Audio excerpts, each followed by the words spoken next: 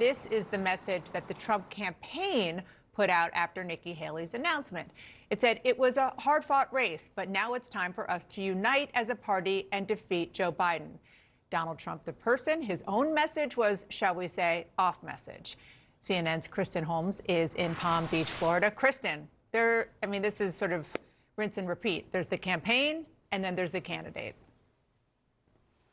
Yeah, it's not surprising what we heard from the former president, particularly as Kylie just laid out. He had been attacked by Nikki Haley. He was on offense, and we were told going into this speech that Nikki Haley was not going to endorse him, and I was told by advisors that they believed she was going to go out there and trash him. But before she even got through her speech, in which she asked Donald Trump to earn the votes of Republicans that didn't support him, he posted this on social media. He said, Nikki Haley got trounced last night in record-setting fashion, despite the fact that Democrats, for reasons unknown, are allowed to vote in Vermont and various other Republican primaries. Much of her money came from radical left Democrats, as did many of her voters, almost 50% according to the polls.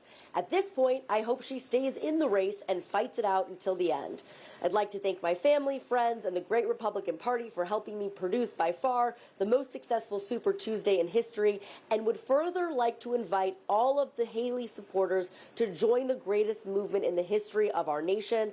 Biden is the enemy. He's destroying our country. Make America great again. So he starts by saying that Haley's supporters and donors are Democrats. He's also said that anybody who donates to Haley was not somebody who he wanted donating to him. And then he ends with saying if Nikki Haley's supporters want to support him, he welcomes them. This was then sent out by the campaign, and this is why I'm pointing this out, in a note that said Donald Trump's statement before Haley's speech, which indicates to me there might be something else coming, because this was not sent out before Haley's speech. This was sent out in the middle of his speech, and I am told that he was watching this speech, knew it was happening at the time. But I think we might see something else, another turn of the wheel here, because, Dana, as we have said time and time again, both Biden and Trump, going into this, every single vote is going to count in a general election, and that includes those Nikki Haley supporters. Yeah, the turn of the wheel will probably go about 180 degrees, is my sense. Kristen, thank you so much for that reporting. There is so much to discuss today, and here with me is an all-star panel, CNN and Bloomberg's Nia Malika Henderson, CNN's Jeff Zeleny, and Amy Walter of the Cook Political Report. I told you all, I want you to sort of just kind of open up your brains and spill out the most sort of the biggest takeaway. Our viewers have been listening to this, and we'll get into some of the nitty-gritty in a second, but kind of the big picture of what this means in the body politic going forward. Well, now we're serious. The rematch really is on starting today, and 244 some odd days until the final election day. The voting comes earlier, but look, I think the biggest sort of thing I'm struck by as you look at all the maps of the primaries are the coalitions. There's work to do on both sides in terms of rebuilding their fraying coalition. On the Biden side, that is clear as we see the uncommitted votes in Minnesota again last night, joining Michigan last week and other places. That's just one slice of the coalition he has to rebuild, but he has to do the same with progressives, young voters, Latino voters, black voters, others. But Donald Trump also has to rebuild his coalition, the Republican coalition. I talked to so many voters out there this year who voted for him once, twice. Some may do it a third time. Others simply don't know. So I think that is what we'll have our eye on going forward for the next 8 months. What about those people who don't know? We call them Nikki Haley voters now. They're not all Nikki Haley voters, and she doesn't own them. They'll do different things. But some said they're going to vote third party. Some said they're not going to vote. Others have to be sort of wooed in. So her comments are this morning. Now's a time for his choosing. The burden is on him. It's not her burden. I thought that's a very, very good point. Look, you mentioned in the open, this is the third time Donald Trump now is a presumptive nominee, but he enters this race in stronger shape than he's ever been in his political career. You know, think back where he was in 2016. He didn't win a majority in any of those states in the primaries or in the caucuses. The party was deeply divided. 2020, he came into that race behind Joe Biden, and at this point in 2020, he was trailing by about 4 or 5 points. Today, he's got a party behind him, clearly, and yes, I do agree with Jeff that those Haley voters are going to be important, but there are far fewer of them than there were in 2016. who are really debating this. And Joe Biden is a much weaker candidate than he was in 2020. So this race starts in a very different place than the rematch, than it did in 2020. The rematch looks very different. Yeah, and at this point, I think voters are really ready for this reality, right? It had been sort of. Are they though? Yeah.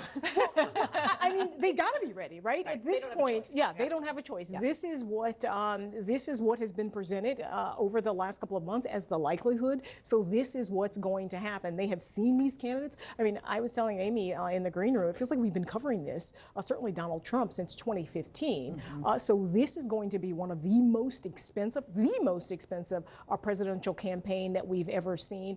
And I think one big question is, are we sort of in the middle of a great resorting of the parties, right? Mm-hmm. This great sort of realignment where more downscale sort of working class voters are more likely to vote Republican, and that's across demographics, and then a sort of sorting to the Democratic side of more upscale voters, suburban white voters, college-educated voters, and those are sort of, I think, the Nikki Haley voters, and we'll see what happens with that. But this is going to be a down and dirty race. So much money is going to be flooded. These, a handful of states, right? These swing states, and we'll see if Donald Trump can flip them or if Biden will keep them in his column. One of the factors, one of the many factors, but maybe one of the most important factors that Donald Trump is facing this time around that he wasn't in the other two races is criminal charges. Absolutely. And court case after court case that he's facing.